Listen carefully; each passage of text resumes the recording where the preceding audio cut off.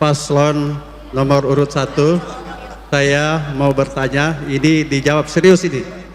Ada pertanyaan saya bahwa peningkatan sumber daya manusia. Ada 2 faktor di sana. Peningkatan sumber daya manusia dan penguatan sumber daya manusia.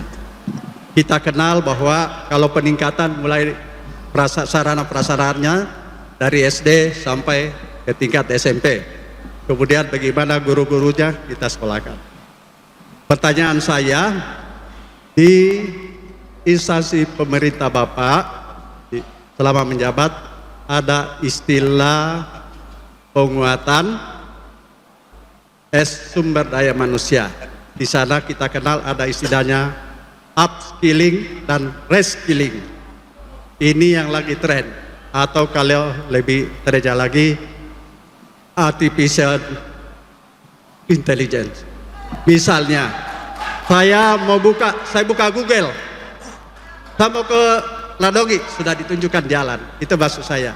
Jadi dalam hal peningkatan sumber daya manusia di pemerintahan daerah, apa yang Bapak lakukan terhadap upskilling sama reskilling? Tolong dijawab, terima kasih. Terkait bagaimana peningkatan sumber daya manusia yang ada di daerah kita. Memang peningkatan sumber daya manusia ini perlu ada sinergi dan perhatian penuh dari pemerintah daerah Kabupaten Kolaka Timur terkait masalah alokasi dana. Karena peningkatan sumber daya manusia, investasinya itu memang mahal dan dampaknya itu kita akan terasa jangka panjang.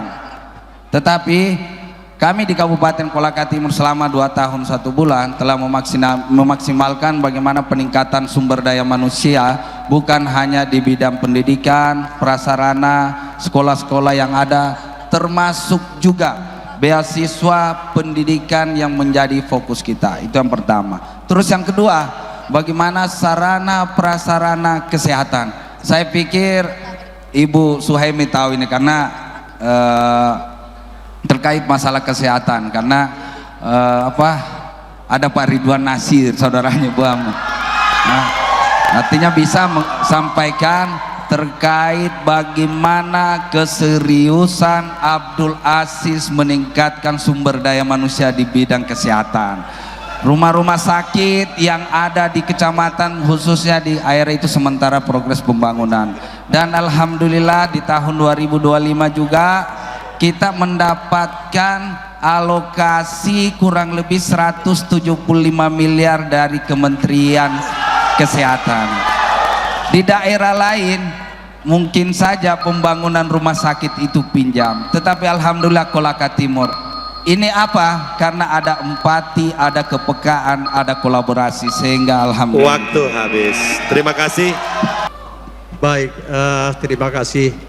Sebenarnya pertanyaan kami upskilling sama reskilling.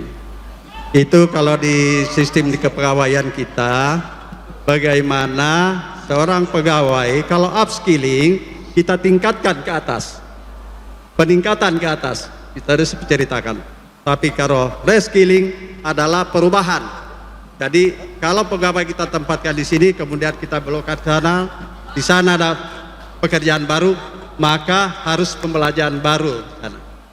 Jadi tidak serta-merta bisa menguasai. Oleh karena itulah bahwa ke depan penempatan sumber daya manusia di Kolaka Timur itu harus mengacu pada the right man on the right place. Dilihat kompetensinya. Saya kira ini faktor penentu. Jangan tiba waktu, tiba akal, pindahkan orang, tarik sana, tarik sini. Itu saya kira yang bikin amburadul ASN kita di Kolaka Timur. Menempatkan orang yang bukan pada tempatnya. Sehingga itulah perlunya ada upskilling sama reskilling. Kalau Bapak mau belajar, buka di Google, dilihat situ. Karena itu artificial intelligence. khusus ini untuk Bapak Haji Dale. Tata ruang merupakan pintu masuk bagi investor dalam suatu daerah. Pembangunan dan peningkatan ekonomi tidak terlepas dari peran investasi suatu daerah. Contoh kasus, ada investasi besar yang akan masuk di Kabupaten Kolaka Timur dan merupakan investasi prioritas nasional PSN. Namun lokasi investasi yang dimohonkan bertentangan dengan arahan tata ruang Kabupaten Kolaka Timur. Apa solusi yang diberikan bagi Bapak apabila Bapak diamanahkan menjadi Bupati dan Wakil Bupati Kolaka Timur?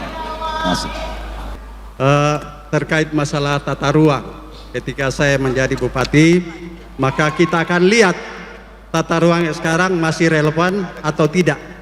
Kalau tidak, maka itu segera kita rubah kembali. Karena apa? Ini sudah terlalu lama, ya, ditinggal yang lalu. Saya juga harus belajar kepada Bupati yang lama, Pak Tony, mohon maaf. Bagaimana dulu Bapak sudah menempatkan titik-titik pembangunan ini, tapi sekarang tidak berlanjut. Saya ambil contoh terminal bus di sana, pasar pasar Simbune di Tetewa, di sana sudah dibangun. Ini semua bagaimana kita mau menarik investasi masuk ke sini kalau tata ruang kita sendiri masih belum apa yang kita harapkan. Zonasi belum kita buat.